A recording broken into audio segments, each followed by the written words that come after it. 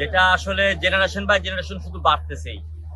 তারপরে আবার গতবার আর্জেন্টিনা কাপ নিয়েছে, তো সেই জন্য আসলে আগে অনেক সময় অনেকে লজ্জা দিয়ে কথা বলার চেষ্টা করতো, তারপরে আর লজ্জা দেওয়ার মতো কারো ভাষা কোনো জানা নাই। তারপরে আমাদের মেসি হচ্ছে অপ্রতিরোধ্য। মেসি যখনই নামতেছে গোলের নিশ্চয়তা আমরা বসে বসেই পাচ্ছি, মনে হচ্ছে আমরা মাঠে বসেই খেলা দেখতেছি, কারণ মেসি গোল দিবে এটা দেখার জন্য শুধু সময়ের অপেক্ষা।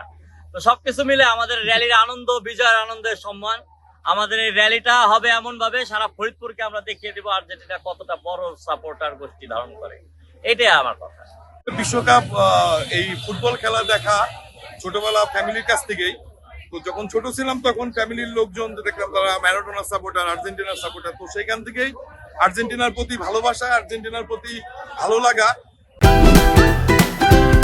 Optical brighter, photo catalyst, active granule সমৃদ্ধ বসুন্ধরা পাওয়ার ওয়াশ, ঝলমলে কাপড়ে আর বেড়ে ওঠার সাথে সাথে Lionel Messi, the god of football, আমরা তার খেলাটা দেখেই বড় হলাম এবং তার ফুটবল খেলার প্রতি আমরা এতটাই আকৃষ্ট হয়েছি যে আর্জেন্টিনার প্রতি আমাদের যে ভালোবাসা, যে আমাদের যে অনুপ্রেরণা, সেটা শতভাগ।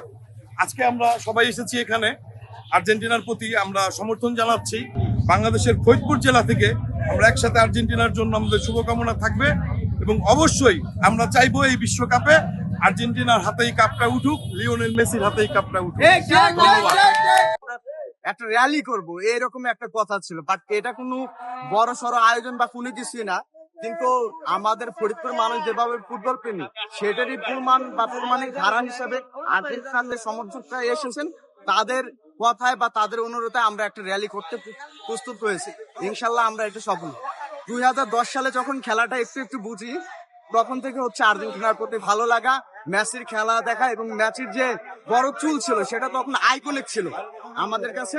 তো তখন থেকে আসলে এই আর্জেন্টিনাকে সাপোর্ট করা। তো হচ্ছে আমরা যেহেতু বাংলাদেশি, আমাদেরকে কোনো কিছু মাতামাতি করা উচিত নয়, খেলাটাকে বিনোদনের অংশ হিসাবে নেওয়া উচিত। হার জিত থাকবি, যদি হার বা জিত না থাকে তাহলে তো আনন্দ বা আমরা মজাটা পাবো না। সুতরাং ব্রাজিলের যে পারফরমেন্স আছে, আমরা আশা করি ব্রাজিল হয়তো একসময় বিশ্বকাপ জিততে পারে, আবার নাও জিততে পারে।